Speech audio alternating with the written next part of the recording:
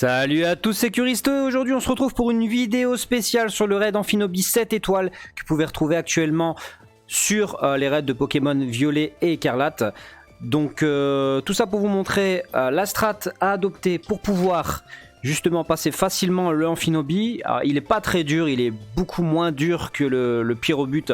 Donc on prendra plus ou moins la même strat, c'est-à-dire partir avec un Flagados qui a Paresse, Mur de Fer, Machination et bien sûr sa dernière attaque qui vous permettra de le défoncer, son attaque psychique. Du coup, bon là j'ai eu de la chance, c'est-à-dire que on a eu un Tauros dans la team qui a permis de faire un -1 sur l'attaque. D'ailleurs je remercie mon copain Frisco qui est venu m'assister sur ce combat, qui a permis de baisser un petit peu son attaque avec des bombes acides. Mais même sans ça, ça passe facilement. Donc là le Amphinobi qui lance des hydrocanons qui ne sont pas très efficaces bien sûr. Mon Flagados est full EV, full défense, full tout, il est blindard. Donc là vous commencez par faire un mur de fer pour commencer déjà. Vous pouvez même en faire un deuxième. En gros le Amphinobi au bout de 3 tours il reset tous les stats. Donc là si vous avez de la chance il vous fait pas de crit. Moi j'ai eu de la chance, il n'en a pas spécialement fait. Donc là mes murs de fer, mes restes me suffisent pour pouvoir tenir facilement sans proc les paresses. Comme vous voyez, il spamme les hydrocanons, j'ai eu de la chance. Alors, parfois ça peut arriver qu'il spamme les reflets, le Amphinobi. Donc s'il se met un -6, ça devient compliqué de le toucher. Mais bon, là à l'heure actuelle, on est ok. Donc voilà, ça se passe très très bien. Là, il reset tous les stats. Et là, c'est à partir du moment où vous claquez des machinations. Un mur de fer, ce sera suffisant si vous êtes full def. Un mur de fer, suffisant. Et derrière, vous proquez les machinations jusqu'à +6. Bien sûr, on a le poteau Frisco avec son Prédastérie qui va le mettre aussi avec ses bombes acides, qui va diminuer son attaque pour permettre aussi de tanker plus facilement sans se prendre la tête. Vous voyez, ça doit être très efficace. Et encore là, j'ai un crit. Je perds pas des masses de vie. Du coup, j'aurais même pas besoin de claquer ma paresse à l'heure actuelle. Vous voyez les restes qui suffisent à remonter un petit peu. Voilà, là, il se met en terre à cristal énergie, je sais pas quoi là. La machination, on continue. On tank l'hydrocanon, et bien sûr, ça fait quasi rien vu qu'on est type eau. C'est l'avantage de pas terra cristalliser. Voilà, on tank comme il faut, on a les restes qui nous remontent. La machination, donc la dernière machination. Vous voyez, bon là on se prend un crit. Voilà, qui fait très très mal par contre.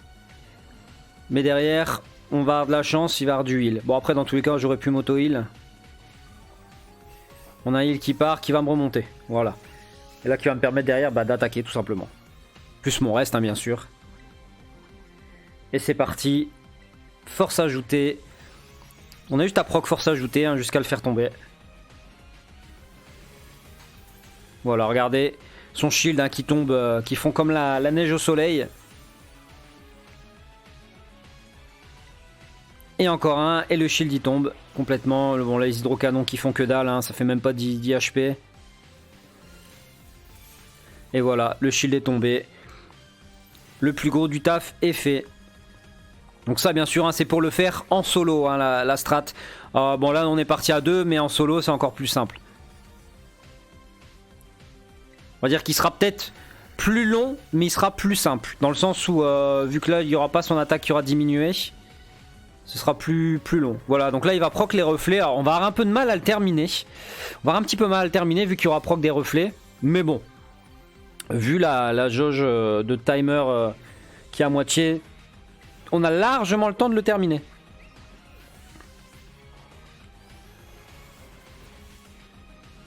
Voilà, bon Tauros qui attaque, qui lui fait rien.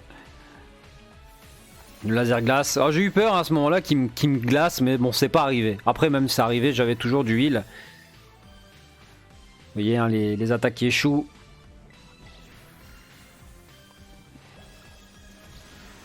Les attaques qui échouent, les hydrocanons qui passent. Et encore, ce qui est bien, c'est comme il proc hydrocanon souvent, il en évite souvent. Bon là, l'attaque qui touche pas. Le tranche-nu hein, qui m'a fait très très peur. Je me suis dit aïe. Bon après vu le peu de temps qui... Bah, tout ce qui reste c'est faisable quoi. Et voilà, bon qui tombe. Hein. Il tombe et là c'est la capture. Enfin on attrape un Pokémon giga stylé, le Amphinobi. Hein. Donc maintenant il reste plus qu'à faire des œufs, à faire du farming pour pouvoir l'avoir en shiny. Donc voilà, on va le capturer. Et derrière bien sûr vous récupérez du carbone, vous récupérez des terras poison. Vous récupérez également le patch talent bien sûr, qui est récupérable qu'une seule fois.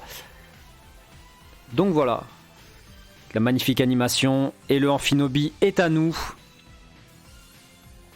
Le voilà dans la Pokéball, parce que moi j'aime bien les mettre dans les Pokéballs, hein. Garder la balle basique.